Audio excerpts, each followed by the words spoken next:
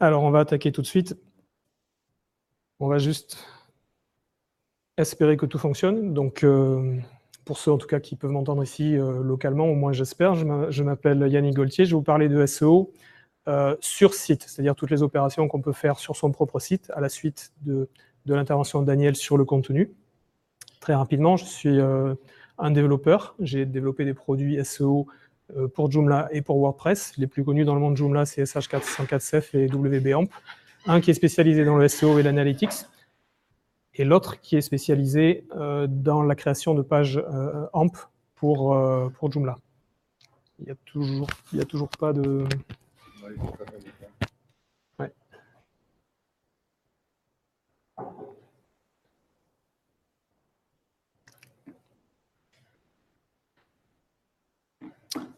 Bon, écoutez, on va continuer, on va espérer que ça se passe bien. Voilà. Le SEO, le sujet, c'est le SEO sur site en 2018. Mais finalement, le SEO sur votre site, ça suit des principes qui sont relativement simples. Il faut d'abord avoir du contenu, c'est ce qu'on a déjà discuté. Il faut que ce contenu soit accessible à la fois aux personnes qui vont visiter votre site et aux moteurs de recherche pour qu'ils puissent le prendre en compte. Ensuite, l'étape suivante, c'est les aider à le comprendre, aussi bien vos visiteurs que les moteurs de recherche, pour qu'ils puissent proposer vos pages comme solution à des requêtes faites par les gens qui cherchent quelque chose. Il faut qu'ils le comprennent. Donc on peut les aider aussi à ce niveau-là, pour aider à comprendre votre contenu.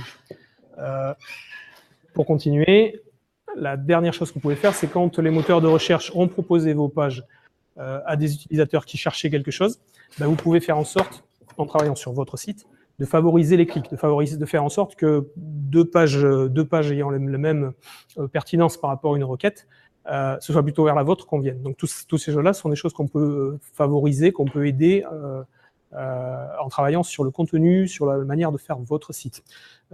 En 2018, tout ça, ce sont des vieux principes finalement. Ce qui a changé un petit peu depuis quelques temps, la première chose, c'est l'importance de la vitesse et de la sécurité, c'est-à-dire le passage, en l'occurrence, le passage au HTTPS, qui est une sorte de prérequis aujourd'hui.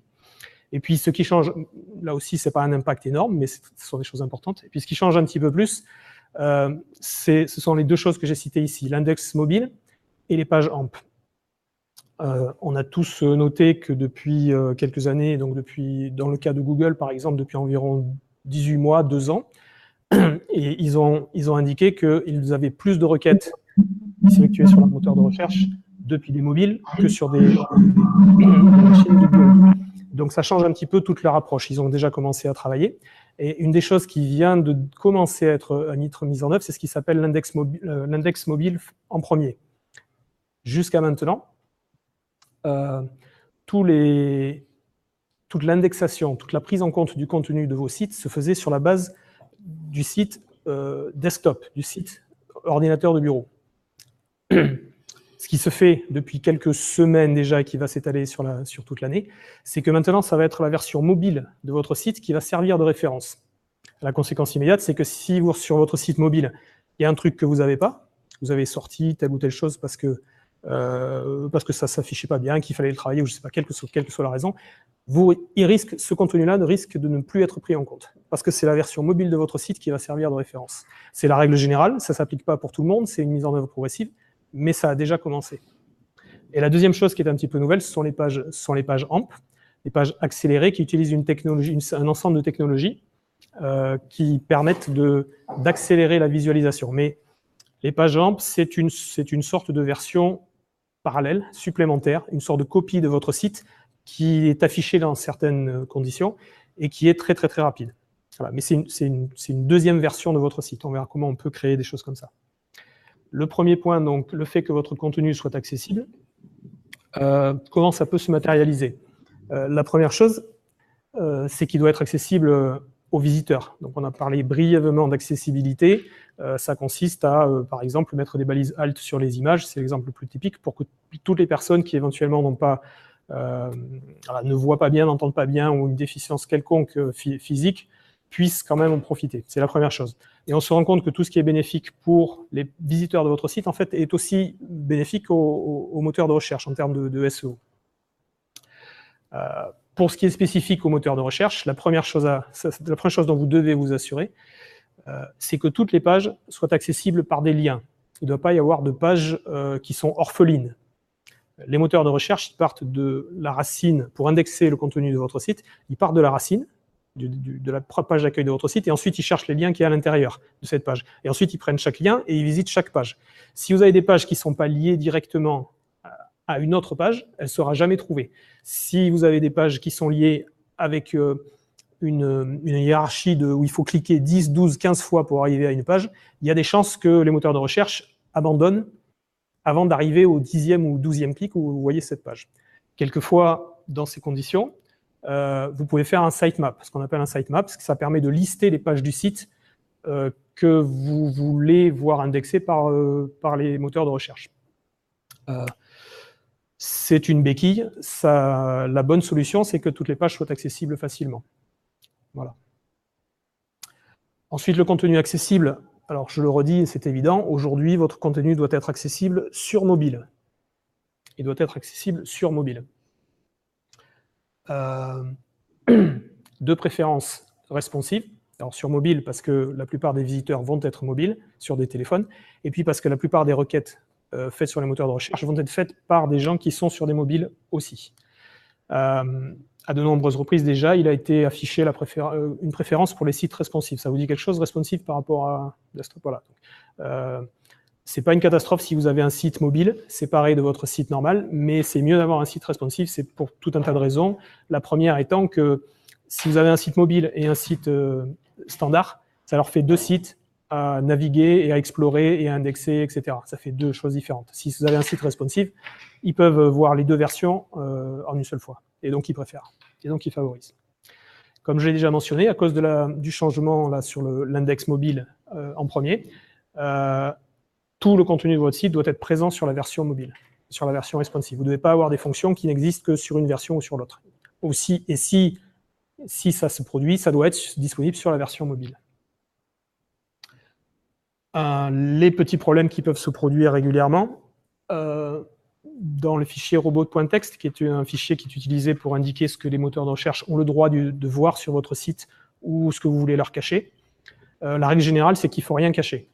En particulier, les images, le JavaScript, le CSS, tout ça, ça doit être indexable. Ils doivent pouvoir y avoir accès. Pourquoi? Parce que quand un moteur de recherche va visiter votre page, chacune des pages de votre site, ils ne vont pas juste regarder le texte à l'intérieur, ils vont faire un rendu complet. Ils utilisent une version de Chrome pour ça, qui est spéciale, qui vont faire un rendu complet. Donc, ils vont vraiment se rendre compte de ce qu'il y a à l'intérieur, de comment les choses sont disposées. Et pour eux, c'est important de savoir ce qu'il y a en haut de la page, ce qui est en bas de la page, ce qui est visible, ce qui n'est pas visible. Voilà. Pour que ça marche, il faut qu'ils aient accès à toutes vos images, tous vos JavaScript, tous vos CSS. Si on parle spécifiquement de Joomla, il est assez fréquent qu'il y ait du CSS ou des images ou d'autres contenus qui soient dans les plugins ou dans les modules, et quelquefois, ça, c'est bloqué par le robot.txt, et donc il ne faut pas. Il faut penser à le sortir. Et une autre chose qui peut être utile quelquefois, c'est d'utiliser noIndexFollow sur certains types de pages, en particulier les catégories. Quand vous avez des catégories qui sont un peu en compétition, des pages de catégories qui sont un peu en compétition avec les pages individuelles, auxquelles elles mènent, que ce soit des articles ou ça se produit surtout dans les e-commerce, il est parfois utile de réduire la compétition entre les deux en mettant un noindex sur les pages de catégorie si vous souhaitez privilégier vos pages produits, par exemple. Ce n'est pas systématique, mais c'est quelquefois une question importante. Enfin, dernière chose sur la partie accessibilité, bien sûr, limiter au strict minimum les URL multiples pour un même contenu. C'est toujours un peu le même principe. Ça leur coûte cher de passer sur toutes vos pages. S'il y a plusieurs URL qui, finalement, à la fin, sont le même contenu, ils vont plus ou moins s'en arranger, mais à un moment donné, ils vont se décourager, et il y a des contenus qui risquent de passer à la trappe parce qu'ils ont déjà gaspillé du temps pour visiter 5 fois la même page, parce qu'il y avait 5 fois la même URL qui arrivait sur le même contenu. C'est quelque chose qui est absolument à éviter. L'exemple typique, c'est ça, c'est le fait que le site soit accessible en www par rapport au non www, en HTTP par rapport au HTTPS. Voilà, donc ce sont des choses qu'il faut gérer avec des redirections, avec des canonicals, mais qu'il faut gérer et éviter. Donc le deuxième aspect de la chose, c'est que votre contenu soit compréhensible. à nouveau par les visiteurs. Ça, on se réfère à ce que a pu dire Daniel. Il faut que les choses que vous dites soient compréhensibles. Mais là aussi, si elles sont compréhensibles par les êtres humains, probablement qu'elles seront plus compréhensibles par les moteurs de recherche aussi. Cela dit, bien qu'ils soient très capables, ils ne sont pas super intelligents non plus, quelle que soit l'artificialité de leur intelligence. Et donc, il y a un certain nombre de choses que vous pouvez faire pour les aider à comprendre ce qu'il y a dans vos pages. La première chose, c'est un vieux truc là aussi, une vieille chose. Il faut essayer, tant que faire se peut, de correctement structurer le contenu avec des séries de H1, H2, H3 quand c'est possible. Il faut essayer d'avoir un HTML, un source de page qui soit relativement clair et léger. Ça ne va pas changer votre vie et ça ne va pas changer leur vie non plus. Ce qui commence à être de plus en plus important et de plus en plus demandé, c'est d'intégrer des données structurées dans les pages. On va voir ce que c'est que les données structurées, c'est pas joli à voir, mais en fait, c'est pas grave parce que ça se voit pas. Les données structurées, ce sont des choses comme ça, qui sont à l'intérieur de vos pages, qui sont destinées, non, qui ne se voient pas du tout, donc, qui sont destinées uniquement aux moteurs de recherche et aux machines qui peuvent exploiter ces codes. C'est pas vous qui allez les faire à la main, il y a des outils pour ça, des plugins. Donc là, pardon, je suis passé un petit peu trop rapidement. Ici, c'était des données, par exemple, qui sont destinées au partage sur les pages Facebook, qui vont indiquer à Facebook qu'est-ce qui est utile, de quoi parle la page, quelle est une image représentative. Strictement pour les moteurs de recherche, on utilise plutôt une série d'informations qui sont regroupées sous le titre schema.org et qui consiste à intégrer des codes là aussi qui vont indiquer par exemple par exemple ici, où se trouve la page de recherche sur votre site. Comment est-ce qu'on accède à la page de recherche? C'est quelque chose qu'un moteur de recherche, Google en particulier, va pouvoir utiliser à l'intérieur de ses résultats de recherche. D'autres types d'informations qu'on peut passer dans des données structurées, ça va être, par exemple ici, des informations de contacts téléphoniques pour les entreprises. Plusieurs contacts téléphoniques. Est-ce que ça, on peut donner le numéro de téléphone des ventes par rapport au customer service, par rapport au service d'entretien. Voilà. Et le résultat de ça, c'est que si, alors je suis revenu dans du local avec les cannelés, c'est que si c'est fait correctement, on va avoir dans les moteurs de recherche, éventuellement, on va apparaître comme ça en haut de page, et puis on va au minimum avoir, par exemple, ces choses comme des ratings, des reviews, la durée de la recette. Tout ça, ce sont des choses que les moteurs de recherche n'ont pas compris par eux-mêmes, mais qu'on leur a indiqué en insérant des codes à l'intérieur des pages. Voilà. Et donc c'est le but, parce que toutes ces pages qui vont avoir ces données structurées, ces informations supplémentaires, d'une manière ou d'une autre, elles vont être favorisées par rapport à celles qui ne les ont pas. Donc on arrive, c'est un peu une transition, mais on arrive à la partie attractivité dans les résultats de recherche. On a fait tout ça, vos pages ont été considérées comme valables pour une requête, intéressantes pour l'utilisateur, donc Google la propose aux autres.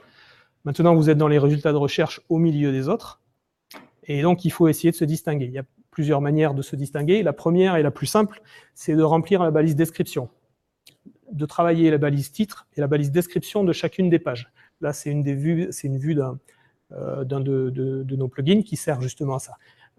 Quelle que soit la manière dont vous vous y preniez, il y a deux choses. Si vous devez vous concentrer sur deux choses, ça va être ça, la balise titre et la description. C'est un petit peu difficile de dire exactement ce qu'il faut mettre, mais il faut mettre un contenu relativement attractif. La balise description a été maintenant étendue. On peut aller sans problème jusqu'à 250-300 caractères. Donc ça permet de se lâcher un peu. Il ne faut pas s'affoler. Entre 50 et 60% des cas, la balise description ne sera pas utilisée par Google.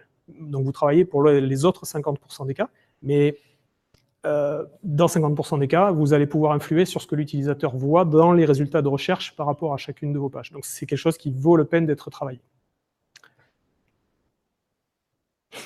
Dans l'attractivité de vos pages dans les résultats de recherche, ce qu'il y a de mieux, alors aujourd'hui, c'est relativement récent, c'est AMP.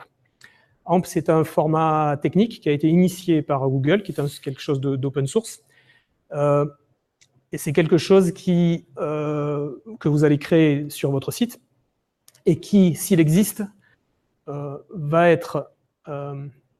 va pas vous favoriser dans l'indexation et dans le SEO pur. Ça ne va pas vous faire passer en première page par rapport à un certain type de requête. Mais par contre, quand vous serez affiché, vous allez avoir une attractivité très forte. Pourquoi? Parce que les requêtes AMP sont celles qui sont marquées, enfin les résultats AMP sont ceux qui sont marqués avec ce petit symbole là dans les résultats de recherche.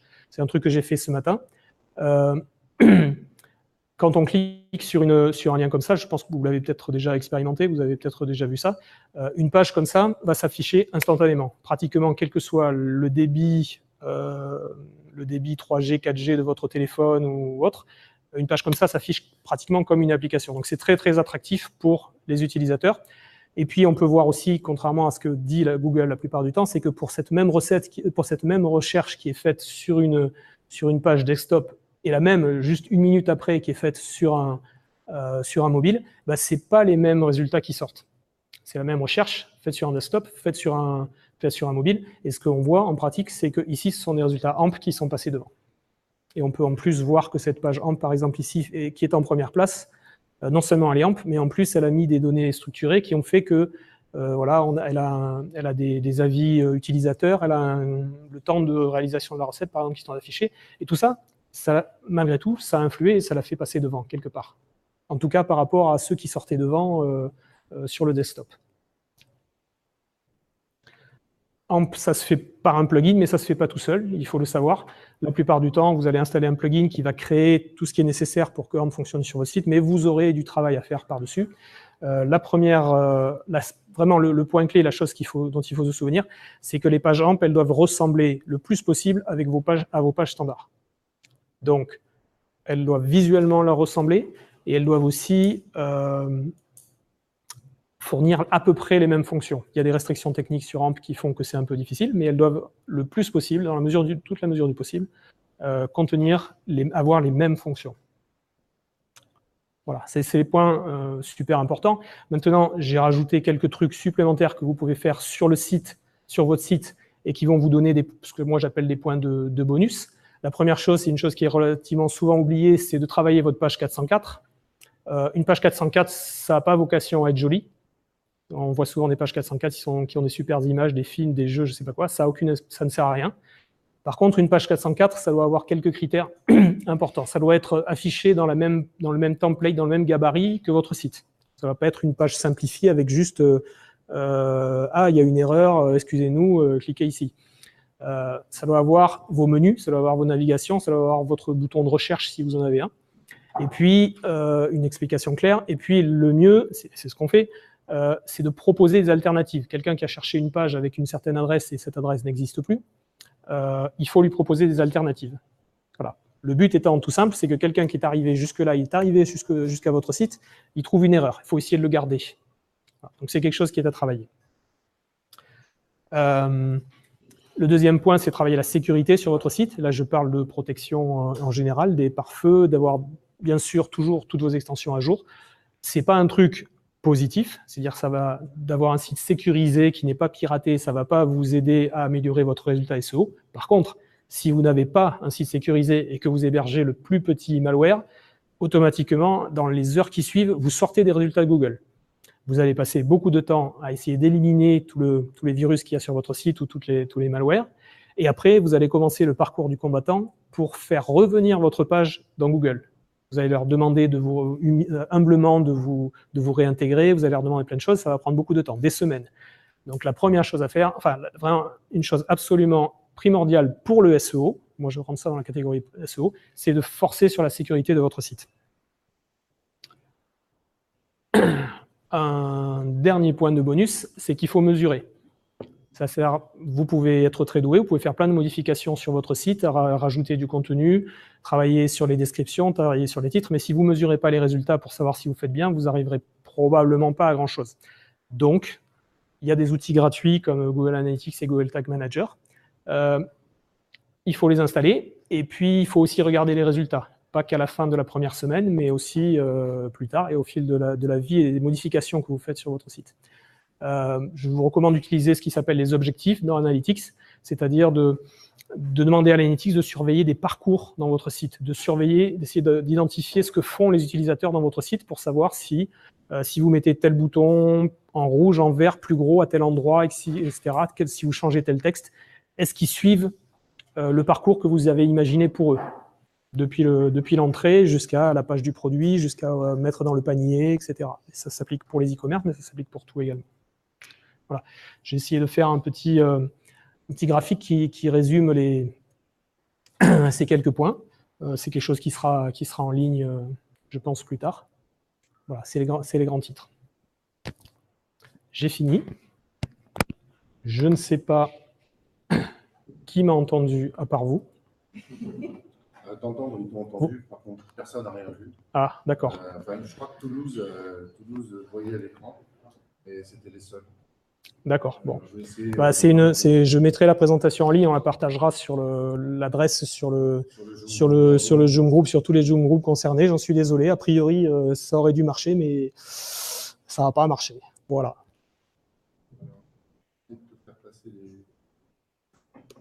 OK. De modifier la page 404 sans modifier l'erreur.php du template. Alors, si on parle de Joomla, je ne sais pas si tout le monde a entendu la question.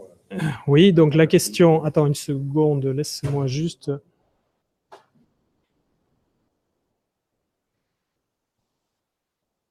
Oui, je ne sais pas ce qui s'est passé.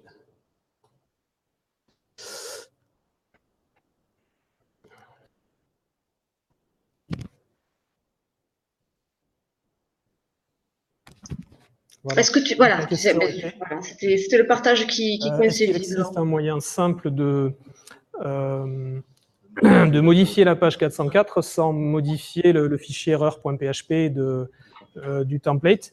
Alors, il n'y a pas vraiment en standard dans Joomla de moyen de faire ça. Il faut modifier, il faut faire un override, il faut modifier error.php ou de faire un override de layout. Après, c'est possible en utilisant des plugins comme SH404 Ceph par exemple. Je pense qu'il y a un autre plugin de 404 Dynamic ou quelque chose comme ça, DIN 404, je ne sais plus comment il s'appelle, qui est spécialisé là-dedans. Mais sinon, il faut utiliser effectivement un plugin. Sinon, tu as des templates qui le font. Autre question, certains frameworks de templates, est-ce qu'il existe un moyen simple de... non, en fait, elle me recopie la même question. D'accord. Certains frameworks de templates permettent de personnaliser la page 404. Pas d'autres questions. OK. Donc, Céline, je vais te rendre la main.